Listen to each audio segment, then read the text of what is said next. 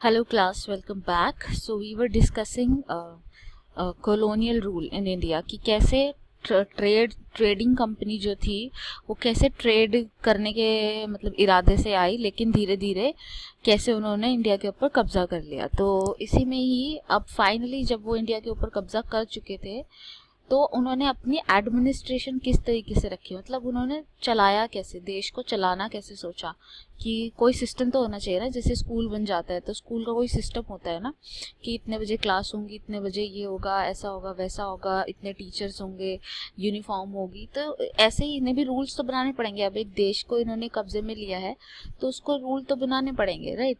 So Warren Hasting was one of the many important figure who played a significant role in expansion of company power.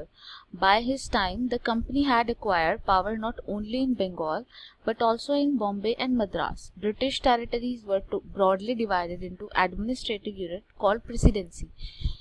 3 जगहों पर presidency establish कर दी गई। मोटी मोटी बात मैं आपको बताती हूँ। ये वॉरेन हेस्टिंग के टाइम की बात कर रहे हैं, कह रहे हैं कि उस टाइम पे कंपनी ने जो थी तीन तीन मेन सेंटर बना दिए थे, तीन एक तरह से कैपिटल बना दिए थे, एक बॉम्बे, एक मद्रास और एक बंगाल। इस तरह से 3 पार्ट में डिवाइड कर दिया था। British territory were broadly divided into administrative units called presidency, और इनको प्रेसिडेंसी बोला जाता था। Bombay presidency, Madras presidency, Bengal presidency, ठीक है। इस तरीके से 3 प्रेसिडेंसी हुआ करती थी और तीनों के अलग अलग गवर्नर हुआ करते थे, ठीक है। इनके तीनों के अलग अलग गवर्नर हुआ करते थे। इन तीनों गवर्नर्स के ऊपर एक हेड हुआ करता था जिसको गवर्नर जनरल बोला जाता था। तो वॉरेन हेस्टिंग जो थे वो फर्स्ट गवर्नर जनरल थे इंडिया के, वो इंडिया के फर्स्ट गवर्नर जनरल थे, ठीक है। From 1772 a new system of justice was established. Each district was to have 2 court, a criminal court and a civil court. जैसे कि आज भी यही होता है, एक क्रिमिनल कोर्ट होता है और एक सिविल कोर्ट होता है। सिविल कोर्ट में जो क्रिमिनल कोर्ट होता है उसके अंदर ये क्रिमिनल जो क्रिमिनल गतिविधियां होती है, जैसे कि चोरी करना या मर्डर करना, ये ऐसी चीज़ें जो क्राइम होती हैं जिसके अंदर क्राइम से डील किया जाता है, तो क्राइम से डील करने वाला कोर्ट होता है क्रिमिनल कोर्ट।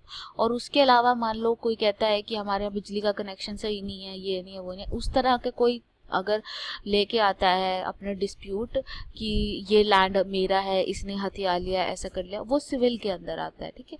तो वो सिविल कोर्ट। तो इस तरीके से 2 कोर्ट हो गए, एक क्रिमिनल कोर्ट, एक सिविल कोर्ट, ठीक है। Maulvis and Hindu Pandit interpreted Indian law for the European district collector who presided over the civil courts. The criminal court were under Qazi and Mufti, but under the supervision of the collector. जो क्या किया था इन्होंने किया था क्योंकि इन्हें Indian laws के बारे में पता नहीं था, ज़्यादा इन्हें इंडिया के लॉ के बारे में पता नहीं था। तो जो हिंदू थे वो धर्मशास्त्र को माना करते थे, ठीक है, तो वो धर्मशास्त्र के अकॉर्डिंग चला करते थे, और जो मुस्लिम थे वो कुरान के अकॉर्डिंग चला करते थे। तो इन्होंने क्या किया कि ठीक है, आप धर्मशास्त्र और कुरान के अकॉर्डिंग अपने क्रिमिनल जो केसेस हैं उनको उसी के अकॉर्डिंग चलाएंगे, जो क्रिमिनल केसेस हैं उनको धर्मशास्त्र और कुरान के अकॉर्डिंग चलाएंगे। सिर्फ सिविल केस जो है उनको लॉ के अकॉर्डिंग चलाएंगे, उनको नए लॉ के अकॉर्डिंग चलाएंगे।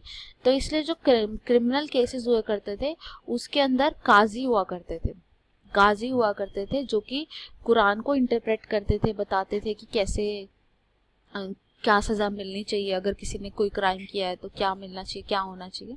तो इस तरीके से वो बताते थे, लेकिन कलेक्टर उनके ऊपर हुआ करता था। A major problem was that Brahman Pandit gave different interpretation of the local law based on different school of धर्म शास्त्र। अब जैसे कुरान है, कुरान तो उसकी एक ही इंटरप्रिटेशन है, ठीक है, लेकिन जैसे ब्राह्मण धर्मशास्त्र है, धर्मशास्त्र की अलग अलग इंटरप्रिटेशन है।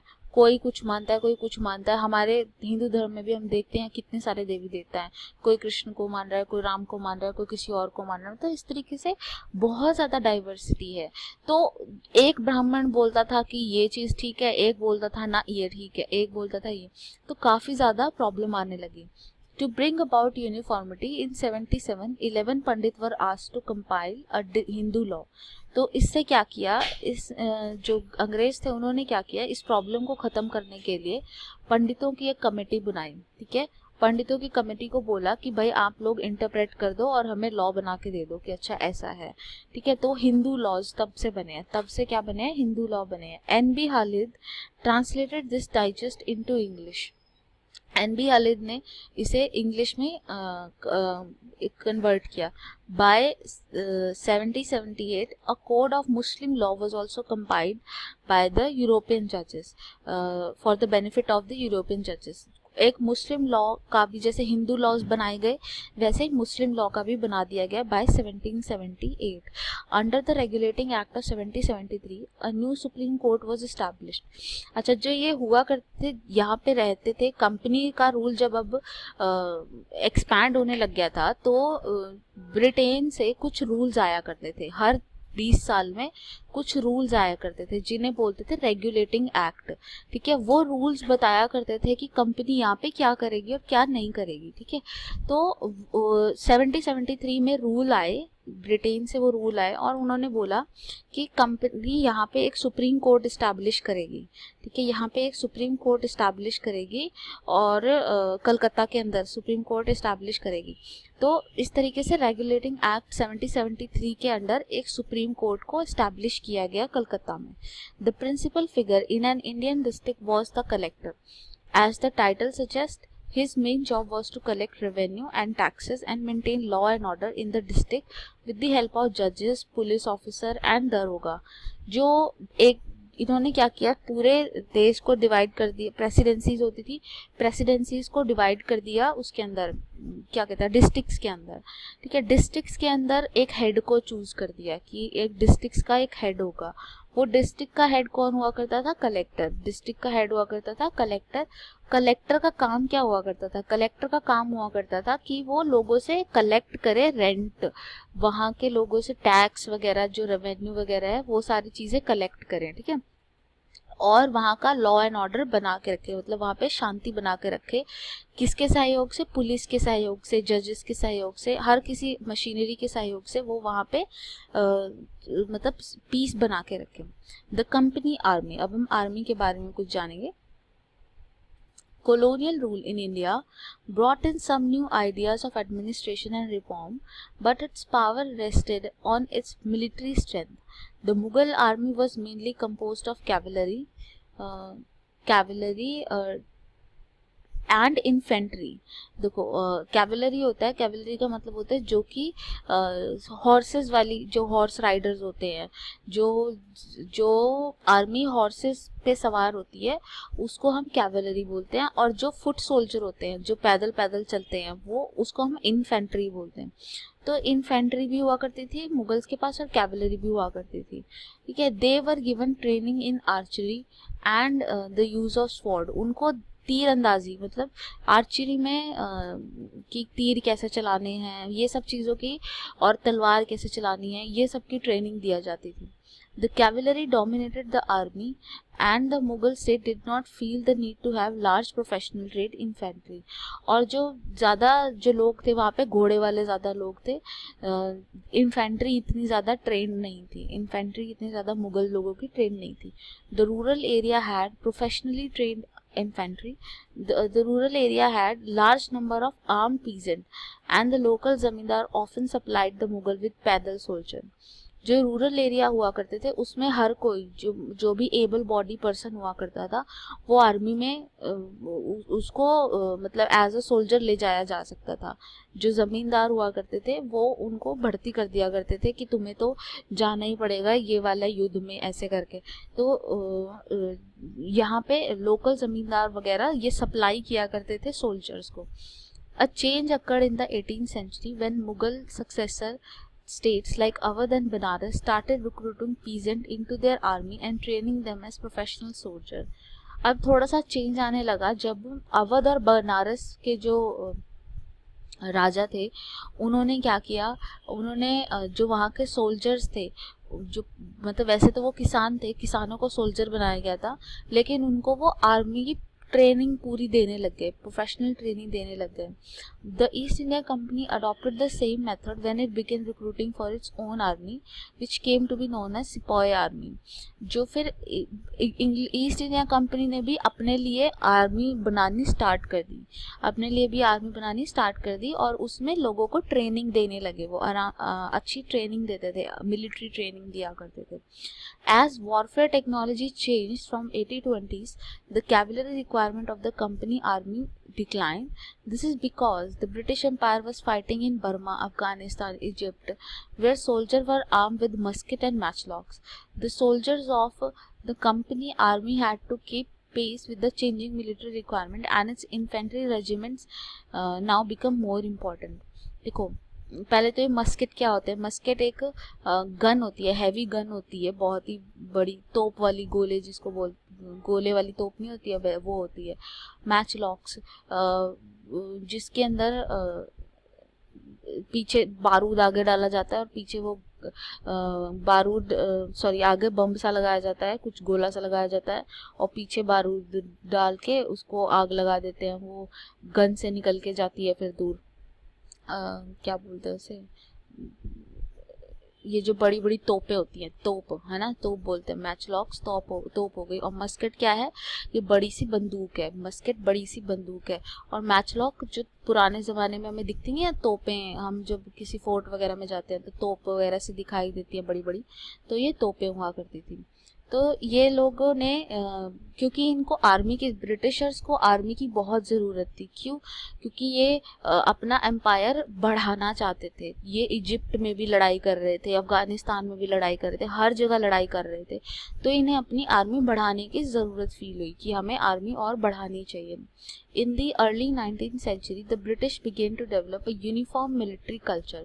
Soldiers were increasingly subjected to European style training, drill and discipline that regulated their life far more than before. अब जैसे ब्रिटेन में आर्मी को ट्रेन किया जाता था, जैसे ब्रिटेन में प्रैक्टिस होती है आर्मी को ट्रेन करने की, वैसी प्रैक्टिस इंडिया में भी चालू कर दी इन्होंने अपने सोल्जर्स को ट्रेन करने के लिए. जो यहाँ पे सोल्जर्स जो भर्ती किए इन्होंने, उसको ट्रेन करने के लिए इन्होंने यहाँ पे भी प्रैक्टिस चालू कर दी ऐसी वाली. Often this created problems since caste and community feeling were ignored in building a force of professional soldier. India में थोड़ी प्रॉब्लम हुई इस बात को लेके. क्यों? क्योंकि जब आर्मी में भर्ती किए जा रहे हैं तो हर कास्ट के लोगों को भर्ती किया जा रहा है, तो उनको साथ में बैठना है, साथ में खाना है, साथ में जाना है, नहीं सही सारी चीज़ें साथ में ही हो रही थी. लेकिन जो अपर क्लास कास्ट के लोग हैं, वो जैसे ब्राह्मण, क्षत्रिय वगैरह, वो लोअर क्लास के साथ बैठते नहीं थे, शूद्र वगैरह के साथ, लोअर क्लास के साथ बैठते नहीं थे. तो इसलिए यहाँ पे काफ़ी प्रॉब्लम हुई, क्योंकि वो लोग मानते ही नहीं थे कि हम लोग इनके साथ क्यों बैठे. लेकिन ये यूनिफॉर्मिटी लाई गई उनके साथ कि भाई आप लोगों को साथ ही बैठना पड़ेगा, एक ही जैसा खाना पड़ेगा, एक ही जगह पे बैठना पड़ेगा. तो इस तरीके से यूनिफॉर्मिटी लाने की तैयारी हुई. ठीक है. व्हाट डिड द सिपाही फील. अब जो ये सिपाही थे, ऐसी कंडीशन में जो ये सिपाही, मतलब सिपाही इंग्लिश वर्जन है सिपाही का, तो ऐसे में जहाँ पे इतनी ज़्यादा लोग परेशान है कि एक तो उनका राज्य भी जैसे जीत लिया, ठीक है, अवध जीत लिया, झांसी जीत लिया, ये जीत लिया, ज़बरदस्ती उनको आर्मी में भी भर्ती कर दिया. ठीक है. फिर भर्ती करने के बाद उनके कास्ट के जो रूल है, जो धर्म शास्त्र के अकॉर्डिंग जो रूल्स हैं, उसको भी नहीं माना. तो लोग तो भड़केंगे, है ना. जो सोल्जर्स थे वो बिल्कुल भड़क गए कि हमारे साथ तो बिल्कुल गलत हो रहा है, हमारी जो कास्ट की बातें हैं, जो हमारे धर्म के अकॉर्डिंग चीज़ें हैं, वो तो बिल्कुल हो ही नहीं पा रही हैं. तो इस तरीके से उन्हें लगा कि हमारे साथ गलत व्यवहार किया जा रहा है, गलत बिहेवियर हो रहा है हमारे साथ. और उन्होंने 1857 का रिवोल्ट, आपको पता होगा 1857 का जो रिवोल्ट है वो मंगल पांडे ने किया था, है ना. तो वो कहाँ से था? वो आर्मी से ही था, वो आर्मी से ही बिलोंग करता था, आर्मी में ही सबसे पहले रिवोल्ट हुआ था. तो हम समझ सकते हैं कि उन लोगों की सोच ऐसी थी कि हमें इसके साथ नहीं बैठना, उसके साथ नहीं बैठना, इससे अशुद्ध हो जाएंगे, समुद्र पार नहीं करना, ये नहीं करना, वो नहीं करना. वो सारे रूल्स जब ब्रेक हो रहे थे तो जो सिपाही थे उनके अंदर बहुत ज़्यादा डिसकंटेंट आ रहा था, और इसीलिए 1857 का रिवोल्ट भी हुआ. कंक्लूजन की तरफ बढ़ते हैं। Thus, the East India Company was transformed from a trading company to territorial colonial power. The arrival of new steam technology in the early 19th century also added this process. Till then, it would take anywhere between 6 to 8 months to travel in India by sea. Steamship reduced this journey to the time 3 weeks, enabling more Britishers and their family to come from the to a far off country like India. अब क्या हो गया, अब technology में भी advancement होना start हो गया। पहले इन्होंने यहाँ पे कब्जा कर लिया, ऊपर से टेक्नोलॉजी में एडवांसमेंट हो गया। तो टेक्नोलॉजी एडवांसमेंट की वजह से पहले जो शिप को आने में 6 से 8 महीने लगा करते थे, अब वो शिप 1 महीने के अंदर ही आ जाती थी, क्योंकि अब उसके अंदर इंजन लग गया था। अब वो 1 महीने के अंदर आ जाया करती थी। तो जो अंग्रेज थे, और ज़्यादा अंग्रेज इंडिया में आने लगे अपनी फैमिलीज़ के साथ यहाँ बसने के लिए। By 1857, company came to exercise direct rule over 63% of the territory and 78% population of the Indian subcontinent.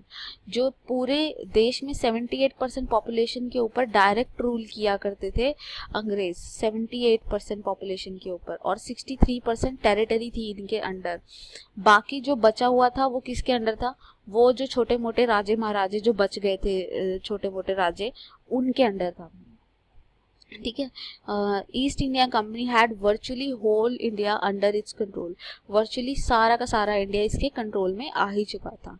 Okay. Slave trade in south Africa के बारे में आप मुझे रीड करेंगे और इसके ऊपर एक समरी लिखेंगे, और ये आज के लेक्चर के बाद ही दिखानी है आपको।